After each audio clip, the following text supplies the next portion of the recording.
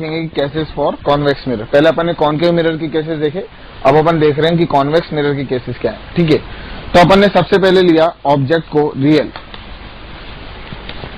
Object is real. ठीक है, अगर ऑब्जेक्ट रियल होगा तो कैसे इमेजेस बनेगी इसके बारे में बात करते हैं। ठीक है,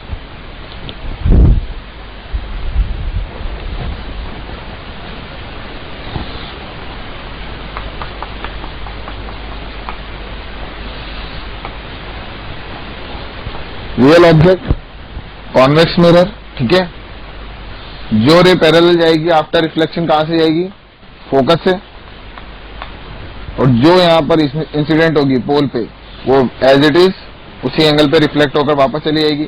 पीछे मिलाने पर क्या इस पॉइंट से आती नजर आ रही है, इसका मतलब यहां पर क्या बन गई अपने एक इमेज। और बताइए इमेज कहां पर बनी,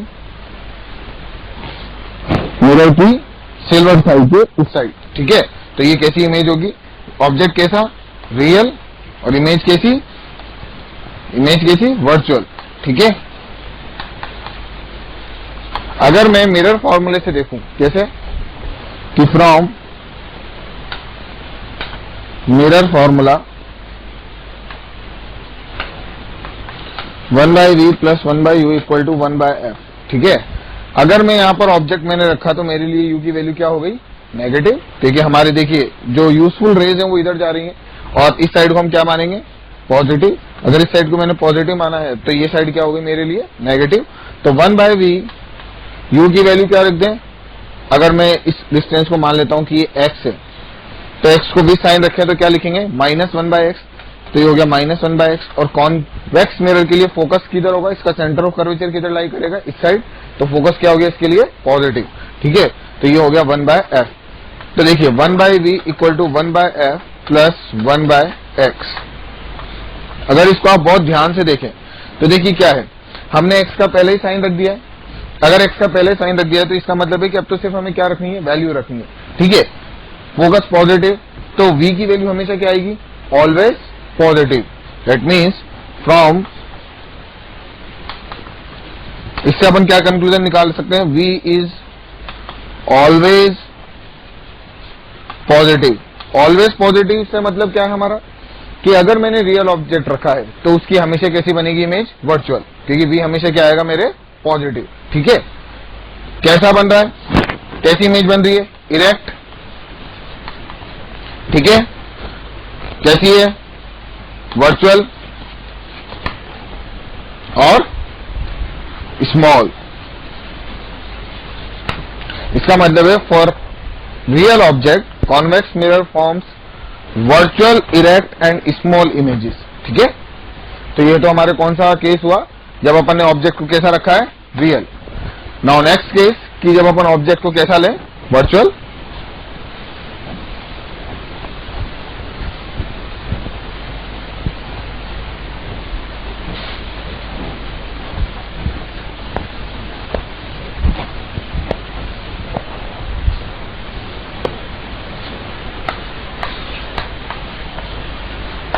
Object is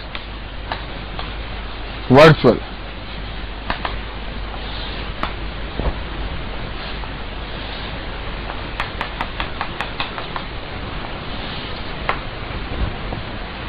virtual object means क्या रेज ऐसे गिरेंगी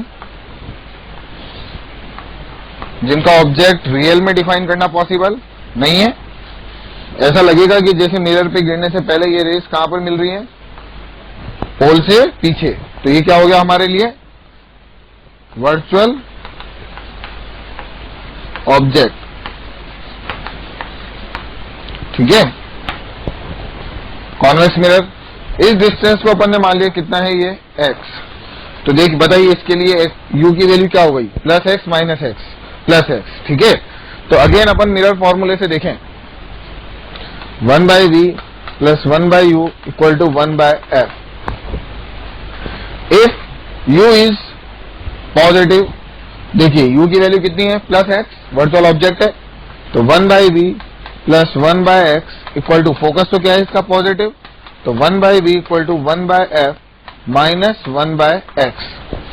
अब अगर मैं इस फॉर्मूले को जो हमारे निकल कर आया है फॉर वर्चुअल ऑब्जेक्ट, अगर इसको बहुत ध्यान से देखो तो देखिए इसमें v की वैल्यू रियल मीन्स नेगेटिव और पॉजिटिव दोनों होना पॉसिबल है। कैसे कि अगर 1/f बड़ा है 1/x से तो v की वैल्यू पॉजिटिव, और अगर 1/f छोटा है 1/x से तो v की वैल्यू नेगेटिव।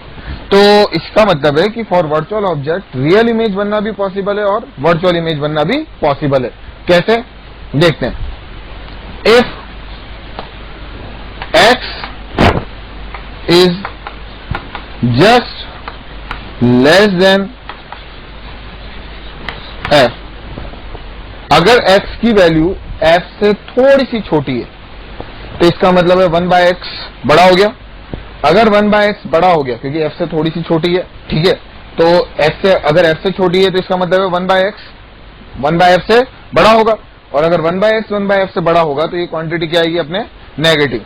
ठीक है, तो v की वैल्यू कितनी हो गई अपने पास नेगेटिव, और अगर ये वैल्यू 1/f और 1/f में डिफरेंस बहुत कम है तो क्या ये वैल्यू टेंस टू 0 आएगी, और अगर ये टेंस टू 0 आएगी तो v टेंस टू क्या इंफिनिटी आएगा। लेकिन कैसे इंफिनिटी, माइनस इंफिनिटी, ठीक है, क्योंकि v की वैल्यू नेगेटिव होगी। और अगर यहाँ पे 0 ही अगर आ रहा है मीन्स टेंस टू 0 वैल्यू आ रही है और वो बहुत कम है तो v की वैल्यू क्या होगी अपने minus infinity. If x is just greater than, अगर x की value just greater than f है तो इसका मतलब है कि ये क्वांटिटी छोटी हो गई। अगर ये क्वांटिटी छोटी हो गई इसका मतलब क्या है कि 1/f डोमिनेट कर गया, तो v की वैल्यू क्या होगी v tense two plus infinity. ठीक है, और v की वैल्यू कैसी होगी अपने अब पॉजिटिव। पॉजिटिव मीन्स रियल या वर्चुअल, वर्चुअल। v की वैल्यू पॉजिटिव आने का मतलब इधर बन रहा है और नेगेटिव आने का मतलब इस साइड। ठीक है, तो जब आप वर्चुअल ऑब्जेक्ट लेते हो फॉर कॉन्वेक्स मिरर तो रियल इमेज और वर्चुअल इमेज दोनों ही बनना पॉसिबल होता है।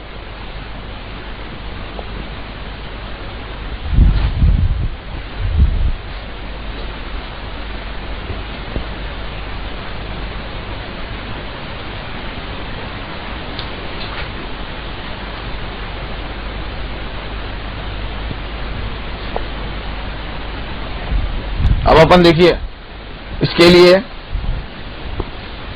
जैसे अपन ने कॉन्केव मिरर के लिए ग्राफ ड्रॉ किया था वैसे अपन किसके लिए, इसके लिए भी एक ग्राफ ड्रॉ करते हैं u और v के बीच में।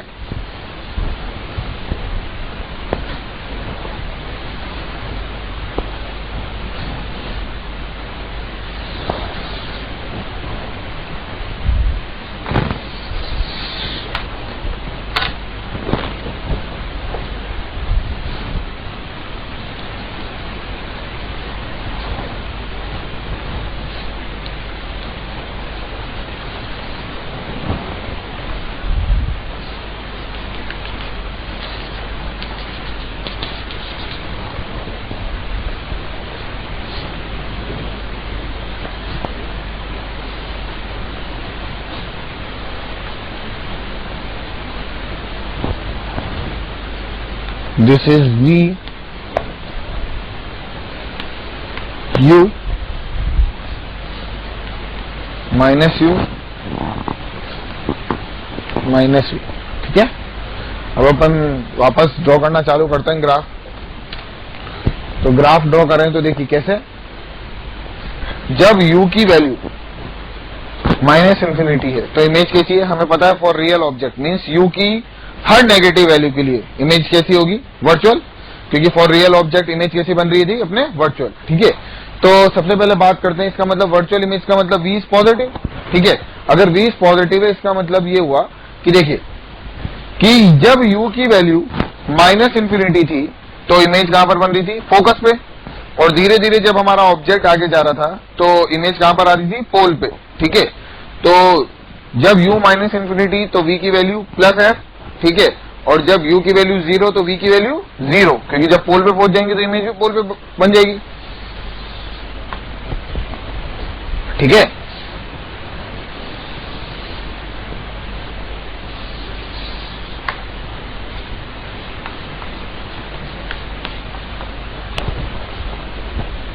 उसके बाद जब अपन ने देखा था क्या फॉर वर्चुअल ऑब्जेक्ट, क्योंकि u की वैल्यू पॉजिटिव होने का मतलब कैसा ऑब्जेक्ट वर्चुअल।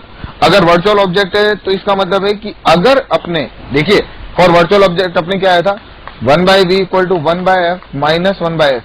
अगर x की वैल्यू f से थोड़ी सी छोटी तो v की वैल्यू ये नेगेटिव आएगा, v की वैल्यू माइनस इंफिनिटी, यानी f की वैल्यू अगर x की वैल्यू थोड़ी सी f से छोटी है तो v की वैल्यू क्या आ रही है माइनस इंफिनिटी। इसका मतलब ये ग्राफ, और अगर x की वैल्यू f से बड़ी हो गई थी तो क्या आएगा, क्या ये क्वांटिटी कम हो गई 1/f से, तो इसका मतलब v की वैल्यू क्या हो रही थी प्लस इंफिनिटी। तो इसका मतलब यहां से इमेज कहां पर चली जाएगी, ऊपर। ठीक है,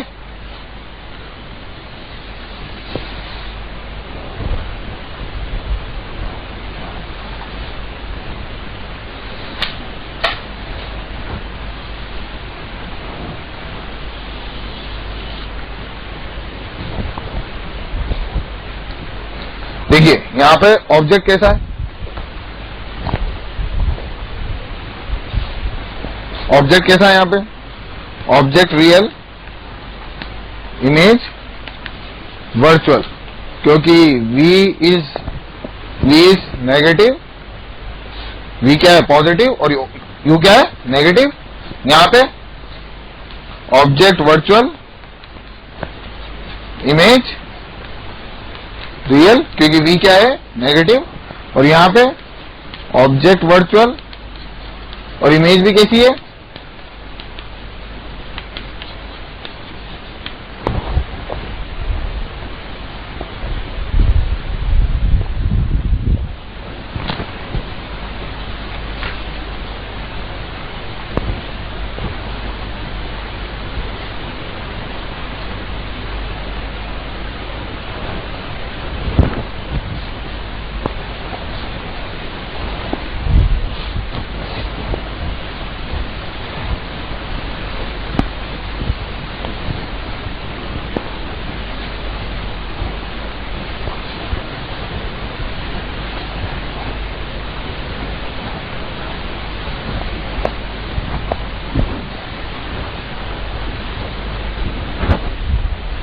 now next topic.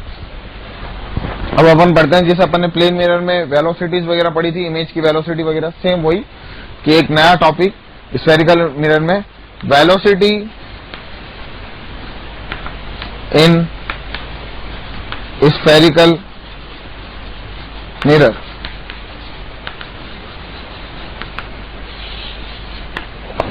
Spherical mirror में वेलोसिटी, ठीक है। तो अगर अपन इसको एक क्वेश्चन से समझें, क्या देखिए कि कॉनकेव मिरर, फोकल लेंथ दे रखी है 10 सेंटीमीटर, ऑब्जेक्ट दे रखा है 30 सेंटीमीटर पे, ये जा रहा है मिरर की तरफ कितने से 2 सेंटीमीटर पर सेकंड से, ठीक है। मिरर को चलता हुआ मान लें कि इधर मिरर चल रहा है कितने से 1 सेंटीमीटर पर सेकंड से, ठीक है। तो देखिए मिरर में वेलोसिटी निकालने के लिए स्फेरिकल मिरर में क्या यूज करते हैं अपन, जैसे 1/v plus 1/u equal to 1/f, क्या मिरर फॉर्मूला है अपना। अगर मैं चाहता हूं u किस रेट से चेंज हो रहा है, v किस रेट से चेंज हो रहा है, इनके बीच में रिलेशन निकालूं, तो देखिए 1/v को डिफरेंशिएट करते हैं, minus 1/v square dv/dt, t के रेस्पेक्ट में कर रहे हैं, v भी वेरिएबल है, माइनस 1/u स्क्वायर du/dt, और फोकस तो क्या होता है कांस्टेंट, तो इसका डिफरेंशिएशन क्या होगा 0।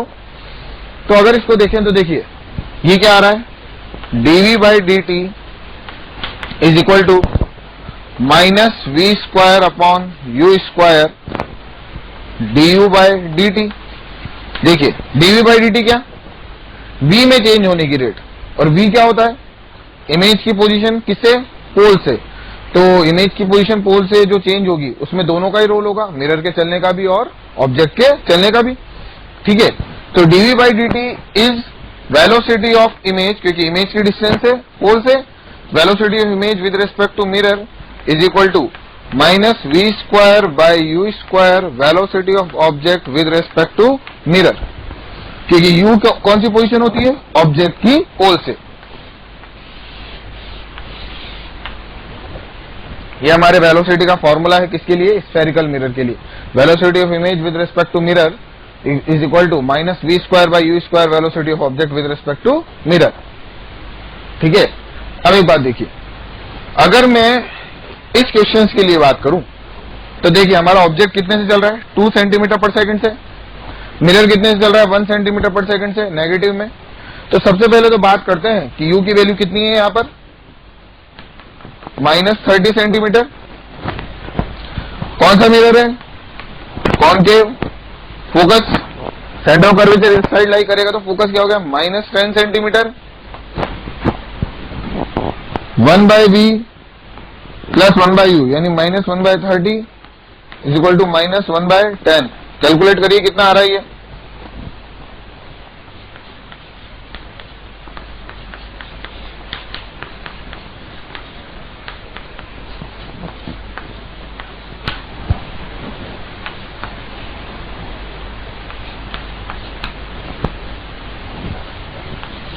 v की वैल्यू आ रही है माइनस 15 सेंटीमीटर। सही है, v की वैल्यू माइनस 15 सेंटीमीटर। तो देखिए velocity of image with respect to mirror is equal to minus v square by u square velocity of object with respect to mirror. इसको मैं और क्या लिख सकता हूं, velocity of image minus velocity of mirror is equal to minus v square by u square velocity of object minus velocity of mirror. ठीक है, तो देखिए अगर मैं इस क्वेश्चन को सॉल्व करूं तो कैसे करूंगा, वेलोसिटी ऑफ इमेज मुझे कैलकुलेट करनी है, मिरर की वेलोसिटी कितनी 1 सेंटीमीटर पर सेकंड, लेकिन नेगेटिव में है तो माइनस, तो ये माइनस 1। ठीक है, is equal to minus v square by u square, v की वैल्यू कितनी है माइनस 15, यू की वैल्यू कितनी है माइनस 30 का whole square, velocity of object, object की कितनी है प्लस 2, मिरर की कितनी है माइनस 1, तो माइनस 1। तो ये कितना हो गया, velocity of image plus 1 is equal to, ये हुआ 1/2 का स्क्वायर 1/4 यानी माइनस 1/4 और अंदर कितना आया 3, तो ये हो गया माइनस 3/4। तो वेलोसिटी ऑफ इमेज हो गई माइनस 3/4 माइनस 1, तो ये कितना आया, velocity of image is equal to minus 7/4 centimetre पर सेकंड। ठीक है,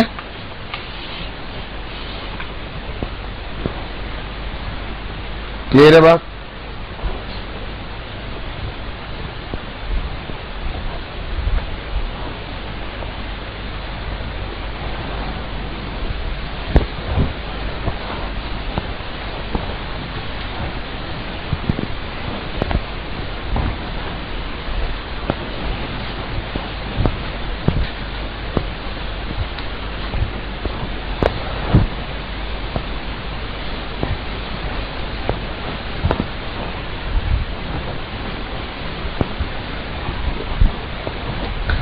देखिए अभी जो अपन ने केस लिया था ऑब्जेक्ट के चलने का, ऑब्जेक्ट कैसे चल रहा था, ऑप्टिक एक्सिस के पैरेलल।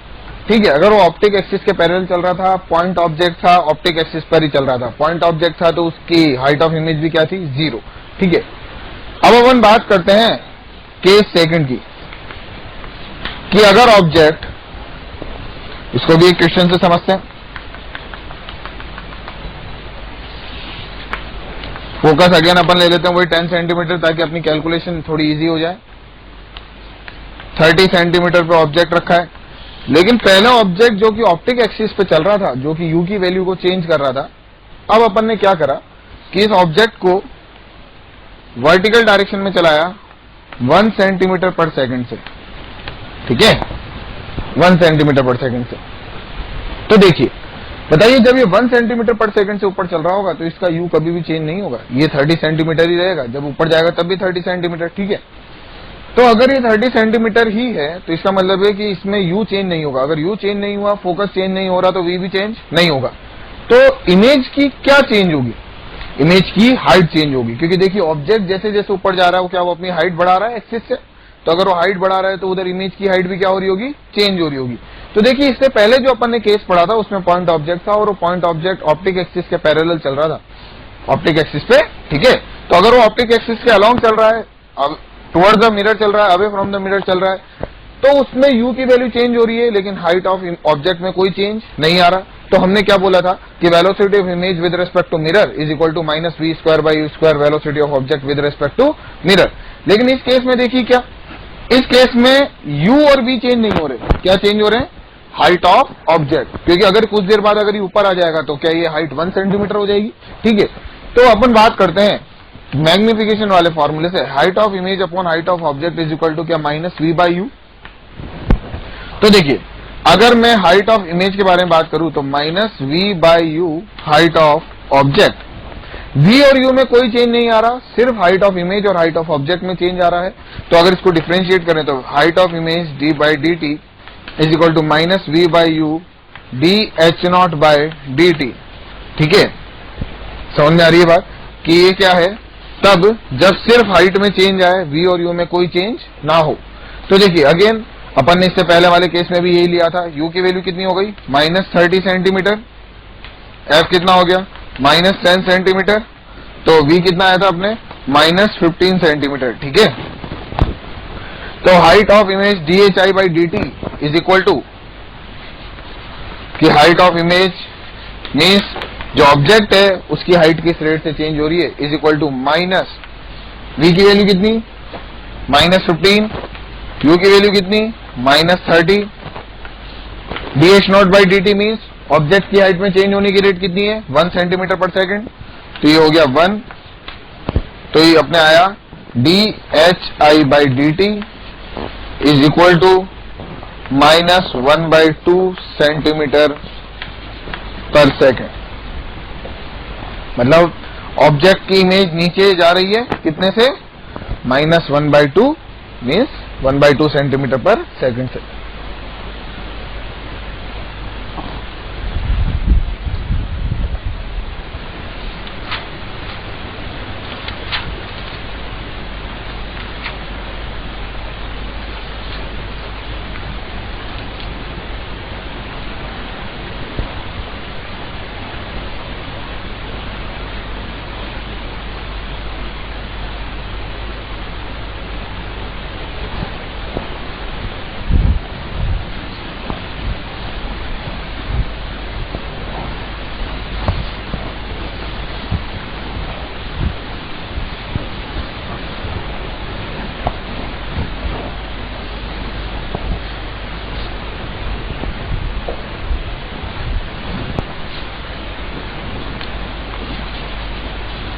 केस थर्ड देखिए, और केस टाइप का क्वेश्चन इसमें बन सकता है। अभी अपन ने देखिए सबसे पहला केस कौन सा लिया, ऑप्टिक एक्सिस पे रखा हुआ पॉइंट ऑब्जेक्ट चल रहा है, मूव कर रहा है। सेकंड, ऑप्टिक एक्सिस के परपेंडिकुलर चल रहा है। अब देखिए अपन ने वही एक ऑब्जेक्ट को यहां पे रखा किसी हाइट पे, उसको v नॉट से आगे चलाया, कितने से, v नॉट से। ये अगेन 30 सेंटीमीटर, ये अगेन फोकस को क्या ले लिया, 10 सेंटीमीटर। अगर अपन इसको बहुत ध्यान से देखें तो देखिए अपन इसको देखकर अपन पता कर सकते हैं कि ये जो ऑब्जेक्ट है वो 30 सेंटीमीटर से दूर रखा हुआ है। मीन्स जो 30 सेंटीमीटर पे रखा हुआ है इसका मतलब 20 सेंटीमीटर से दूर रखा हुआ है। 20 सेंटीमीटर क्या, सेंटर ऑफ कर्वेचर। इसका मतलब ऑब्जेक्ट कहां पे रखा हुआ है, सेंटर ऑफ कर्वेचर और इंफिनिटी के बीच में। तो इमेज कहां पर बनेगी, फोकस और 2f के बीच में। जब ऑब्जेक्ट इंफिनिटी से 2f पर आता है तो इमेज फोकस से 2f जाती है ना, तो इसका मतलब है कि 2f और इंफिनिटी के बीच में अगर ऑब्जेक्ट रखा हुआ है तो इमेज कहां पर बनेगी, 2f और f के बीच में। तो इसका मतलब बात करते हैं क्या कि जो इमेज बनेगी उसके बारे में। देखिए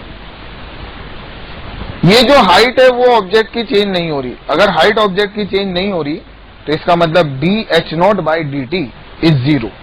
ठीक है, लेकिन क्या ये ऑब्जेक्ट अपना u कंटिन्यूसली चेंज कर रहा है, पहले 30 सेंटीमीटर था, कुछ देर बाद और कम हो जाएगा, किस स्पीड से चल रहा है, v नॉट से, यानी du बाई डी टी है।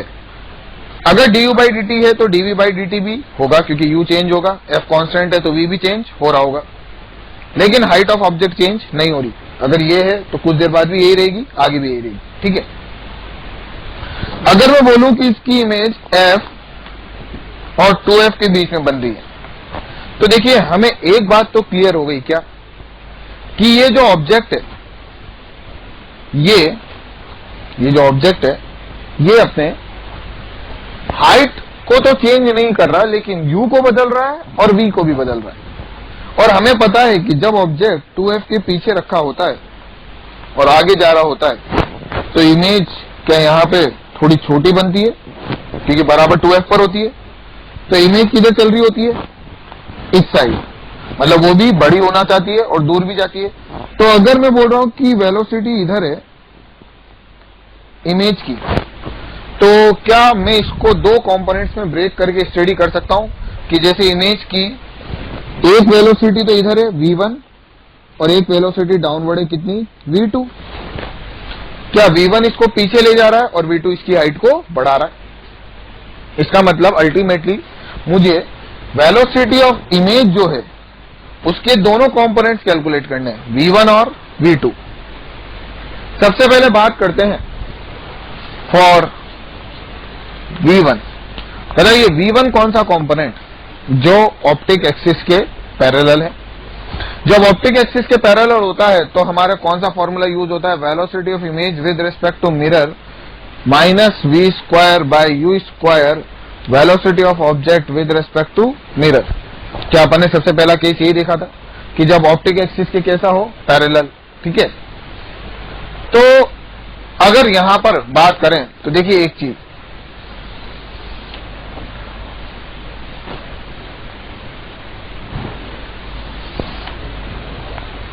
कुछ वेरिएबल्स के बारे में देखिए, क्या यहां पर du बाई dt जीरो है या non zero, du by dt non zero, ठीक है, नॉट इक्वल टू जीरो, और किसके बराबर है, v नॉट के। किसके बराबर है, v नॉट के। सेकेंड, dv बाई dt कितना, v1 not equal to zero, और किसके बराबर है, v1 के बराबर है। थर्ड बात कर, dh नॉट बाई dt क्या इक्वल टू जीरो, क्योंकि हाइट ऑफ ऑब्जेक्ट कभी भी चेंज नहीं हो रही। dhi बाई dt जीरो है नॉन जीरो, क्या ये नॉट इक्वल टू जीरो है, क्योंकि हाइट ऑफ इमेज चेंज हो रही है कितने से, v2 से। तो देखिए अपन सबसे पहले कैलकुलेट कर रहे हैं v1, तो velocity of image minus velocity of mirror is equal to minus v square by u square velocity of object minus velocity of mirror. Velocity of image का ये कौन सा कंपोनेंट अपन कैलकुलेट कर रहे हैं, v1। तो देखिए मैं यहां पर क्या लिखूंगा, velocity of image is v1, ठीक है। हमें पता है वो नेगेटिव है, लेकिन अपन तो अभी तो बिना साइन के रखते हैं, क्या कि अपने आप साइन के साथ आ जाएगा। मिरर की वेलोसिटी कितनी, zero, minus v square by u square. देखिए जब u माइनस 30 था, f माइनस 10 सेंटीमीटर था, तो v कितना आया था अपने, माइनस 15 सेंटीमीटर। तो अपने कितना हो गया, माइनस 15 बाय 30 का whole square. Velocity of object कितनी है, plus v naught minus v naught plus v naught, ठीक है, और ये कितना हो गया, जीरो। तो ये इक्वेशन 1 हमें कौन सा कंपोनेंट देगी, v1, ठीक है। नाउ अपन बात करते हैं कौन से कंपोनेंट की, v2 के बारे में।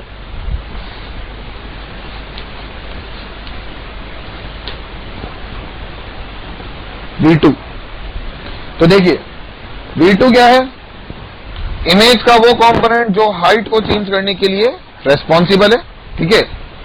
तो formula, height of image is equal to minus v by u height of object.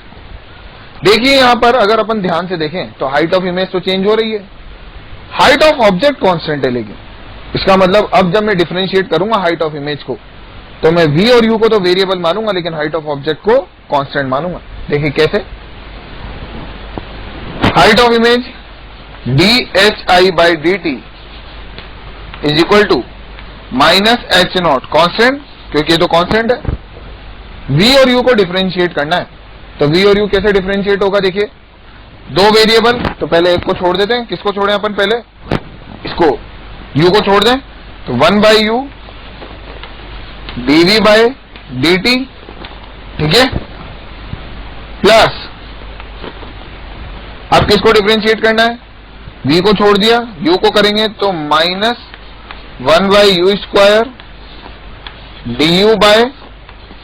du/dt। Clear है बात? देखिए, dv/dt अपन कैलकुलेट कर चुके हैं यहां से पहले से v1, du/dt हमें गिवन है, कितना है? v0, ठीक है। तो अब बात करें अपन क्या कि अपन को निकालना है dhi/dt। देखिए, h0 अपन को पता है, हाइट ऑफ ऑब्जेक्ट जो भी दे रखा होगा गिवन होगा।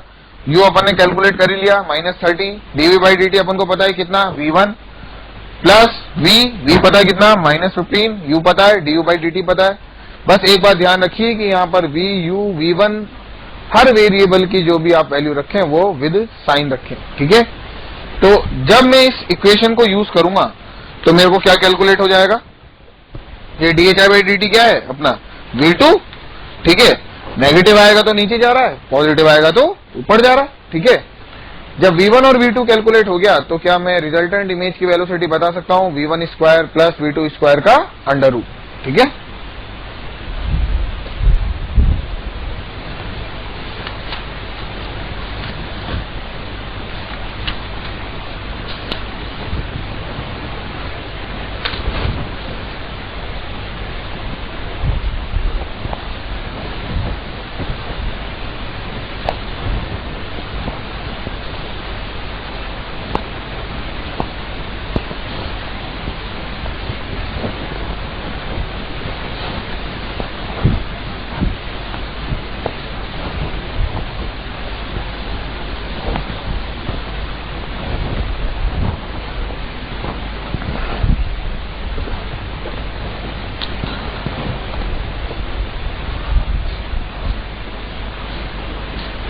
Now next heading, cutting of mirror। देखिए,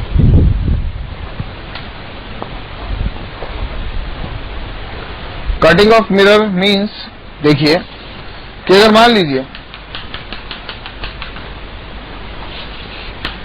मैंने एक कॉनकेव मिरर लिया जिसकी फोकल लेंथ f है, ठीक है।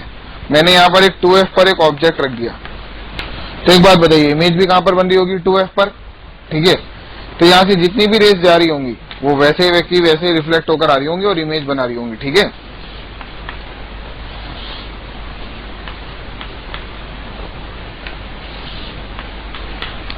बताइए, इस इमेज को जो यहाँ पर बन रही है उसको बनाने में कितनी रेस का रोल है? क्या जो भी मिरर पे गिर रही है सभी रिफ्लेक्ट होकर यहाँ पे आ रही हैं, तो क्या वो सारी की सारी इमेज बना रही है? तो कोई 2-4 रेस तो होती नहीं है। अपन मानते हैं 2-4 करोड़ रेस गिर रही हैं और वो सब रिफ्लेक्ट होकर आ रही हैं और यहाँ पर इमेज बना रही है। अब अगर मैंने मिरर को कट कर दिया, जैसे सपोज करिए यहां से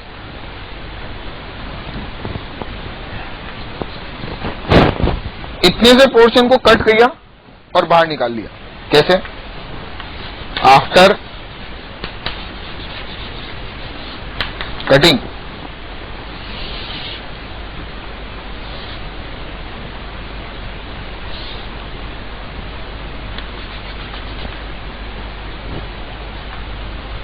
अगेन ऑब्जेक्ट यहां पे रखा, तो एक बात देखिए, जो रेज यहां पे गिर रही होंगी वो अगेन रिफ्लेक्ट होकर आ रही होंगी,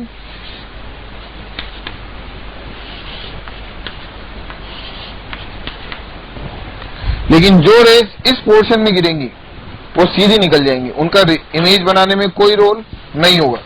तो एक बात देखिए, क्या फर्क पड़ा? फर्क ये पड़ा कि पहले अगर 4 करोड़ रेज मिलकर इमेज बना रही थी तो उसमें से 2 करोड़ रेज अब इमेज बनाना बंद कर दिया। कितनी रेज बना रही है? इधर से और एक इधर से रिफ्लेक्ट होकर आने वाली। अब एक बात इसमें क्या नोटिस करने वाली है कि देखिए, अपन ने मिरर को कट किया और मिरर के एक पोर्शन को उसमें से निकाल लिया, लेकिन मिरर के पोर्शन को जब अपन ने निकाला तो बाकी बचे हुए मिरर के जो पार्ट्स हैं उनका रेडियस ऑफ कर्वेचर चेंज नहीं हुआ। मींस अपन ने यहां से इस पार्ट को निकाल लिया, लेकिन इनको एज इट इज रहने दिया। क्या इसका भी सेंटर अभी भी यही है? इसका सेंटर क्या अभी भी यही है? अगर मैं इसको कट करके बाहर निकालूं और बाकी बचे हुए पार्ट्स के सेंटर ऑफ कर्वेचर में या उसकी सेंटर ऑफ कर्वेचर की पोजीशन में कोई चेंज ना हो, तो नंबर ऑफ इमेजेस में कोई चेंज नहीं होगा। ठीक है, पहले जितनी नंबर ऑफ इमेजेस बन रही थी उतनी ही नंबर ऑफ इमेजेस अभी भी बनेगी। क्यों? क्योंकि अभी भी ये मिरर और जो नीचे के पार्ट वाला मिरर है, मीन्स ये दोनों पार्ट्स मिरर के एक तरह से ऐसे मानकर चलिए एक ही मिरर की तरह काम करेंगे। क्यों? क्योंकि इसका सेंटर ऑफ कर्वेचर भी यहीं पर है और इसका सेंटर ऑफ कर्वेचर भी यहीं पर है, तो दोनों के लिए ऑप्टिक एक्सिस यहीं पर एक ही लाइन में डिफाइन होगी। मीन्स अगर मैं मिरर को कट करूं और कट करने के बाद उसके कुछ पार्ट्स को निकाल लूं, इस तरह से निकालूं कि बाकी बचे हुए पार्ट्स के रेडियस ऑफ कर्वेचर या सेंटर ऑफ कर्वेचर में कोई चेंज ना आए, तो इसका मतलब है कि नंबर ऑफ इमेजेस में कोई चेंज नहीं होगा, क्योंकि बाकी बचे हुए पार्ट्स बिल्कुल एज इट इज वर्क करेंगे जैसे वो पहले वर्क कर रहे थे। बस ये होगा कि जो इमेज पहले बहुत हाई इंटेंसिटी की बन रही थी, अब उसकी इंटेंसिटी थोड़ी सी कम हो जाएगी। क्यों? क्योंकि कुछ रेज जो रिफ्लेक्ट होकर मिरर से आ रही थी वो ट्रांसफर हो जाएगी। ठीक है, देखिए कैसे और अपन इसको समझ सकते हैं कि यहां पर जो नंबर ऑफ इमेजेस कितनी थी, चेंज नहीं हुई, ओनली वन इमेजेस। यहां पर भी वन इमेज बन रही थी और यहां पर भी वन इमेज बन रही थी। क्यों? क्योंकि सेंटर ऑफ कर्वेचर जो बाकी बचे हुए पार्ट्स हैं उनके सेंटर ऑफ कर्वेचर में कोई चेंज नहीं है।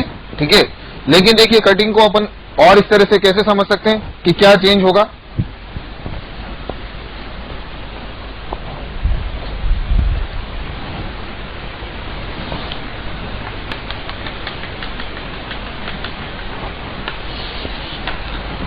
अब मैंने मिरर को यहां से कट किया।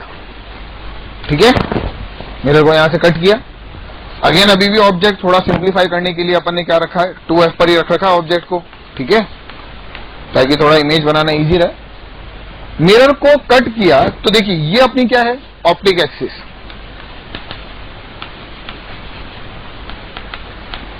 मिरर को कट करने के बाद इस सेक्शन को ऊपर 1 mm मूव करा दिया और नीचे वाले सेक्शन को 1 mm नीचे मूव करा दिया। तो एक बात देखिए, पहले इन दोनों पार्ट्स का सेंटर ऑफ कर्वेचर था ये। अब जब मैं इस सेक्शन को ऊपर मूव कराऊंगा तो ये इसका सेंटर ऑफ कर्वेचर को भी ऊपर लेकर जाएगा। एक बात देखिए, अगर एक स्फेयर है, अगर मैं इस स्फेयर के इस सेक्शन को 1 mm ऊपर कर देता हूं तो देखिए ऐसे, तो क्या ये सेंटर ऑफ कर्वेचर जो पहले यहां था क्या वो यहां ऊपर मूव कर गया? तो अगर मैं पार्ट किसी सेक्शन को, मिरर के किसी सेक्शन को ऊपर या नीचे मूव कराता हूं तो वो अपने सेंटर ऑफ कर्वेचर को भी ऊपर और नीचे मूव करा देता है। देखिए कैसे, आफ्टर कटिंग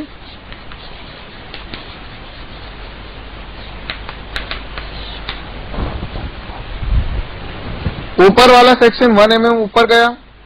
तो एक बात देखिए, अगर वो 1 mm ऊपर गया तो ये हमारी कौन सी एक्सिस है, ओल्ड ऑप्टिक एक्सिस, जो पुरानी ऑप्टिक एक्सिस है, ओल्ड। ठीक है, अगर ये ओल्ड ऑप्टिक एक्सिस है, ऑब्जेक्ट तो अभी भी यहीं पे रखा हुआ है। ऑब्जेक्ट को क्या मतलब है कि मिरर को आपने कहां पे मूव करा दिया, वो तो वहीं पे रखा हुआ है जहां पे पहले रखा हुआ था। ये डिस्टेंस कितनी, 1 mm। तो एक बात बताइए, पहले इस ऊपर वाले सेक्शन की ऑप्टिक एक्सिस कौन सी थी, ये लाइन। अब जैसे इसको ऊपर मूव कराएंगे इसका सेंटर ऑफ कर्वेचर भी ऊपर चला जाएगा 1 mm। ठीक है, तो अगर इसका सेंटर ऑफ कर्वेचर 1 mm ऊपर चला गया तो मैं इसको ऐसे बोल सकता हूं क्या, कि इसकी जो ऑप्टिक एक्सिस होगी वो ये होगी, कितने ऊपर, 1 mm। सेकंड, जो दूसरा मिरर अपन ने नीचे मूव कराया वो भी कितना मूव कराया, 1 mm। ठीक है, तो इसकी ऑप्टिक एक्सिस कहां पर होगी, सेकंड वाले की। अगर उसको देखें सेकंड वाले की ऑप्टिक एक्सिस को अगर मैं ग्रीन से दिखाऊं तो देखिए उसकी ऑप्टिक एक्सिस कहां पर पहुंच गई, और ऑब्जेक्ट अभी भी यहीं पे रखा हुआ है। अब एक बात देखिए, ऑब्जेक्ट जो कि पहले ऑप्टिक एक्सिस पर ही था, अब अपने लिए क्या होगी सिचुएशन, जैसे दो मिरर रखे हुए, एक मिरर ऊपर और एक मिरर नीचे। इस मिरर को क्या लगेगा कि जैसे ऑब्जेक्ट उसकी ऑप्टिक एक्सिस के ऊपर रखा हुआ है। अगर मैं इसको नाम दे दूं M1 और इसको नाम दे दूं M2, तो बताइए ये किसकी ऑप्टिक एक्सिस है? M1 की। और ये किसकी ऑप्टिक एक्सिस है? M2 की। ऑब्जेक्ट की पोजीशन में तो अपन ने चेंज किया ही नहीं, तो अगर ऑब्जेक्ट की पोजीशन में चेंज नहीं किया तो बताइए ऑब्जेक्ट कहां पे रखा हुआ है? M1 की ऑप्टिक एक्सिस के नीचे, और M2 के कहां रखा हुआ है? उसकी ऑप्टिक एक्सिस के ऊपर। तो एक बात बताइए, अगर कॉन्केव मिरर होता है और ऑप्टिक एक्सिस के ऊपर 2f पर अगर एक हाइट ऑब्जेक्ट रखा होता है, तो क्या इतनी हाइट का नीचे एक इमेज बनता है?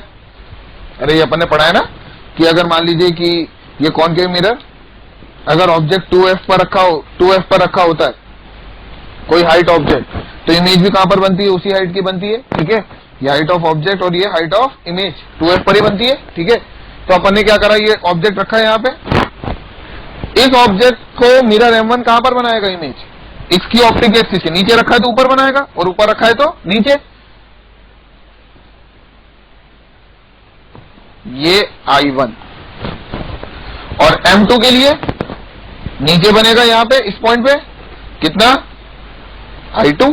ठीक है, तो एक बात बताइए, ये अगर 1 mm है तो ये भी कितना? 1 mm। ये कितना है? 1 mm। तो ये भी कितना होगा? 1 mm। अरे होगी नहीं होगी डिस्टेंस? तो बताइए जो दोनों इमेजेस है उनके बीच की डिस्टेंस कितनी है? 4 mm। ठीक है, images between, distance between images is equal to 4 mm।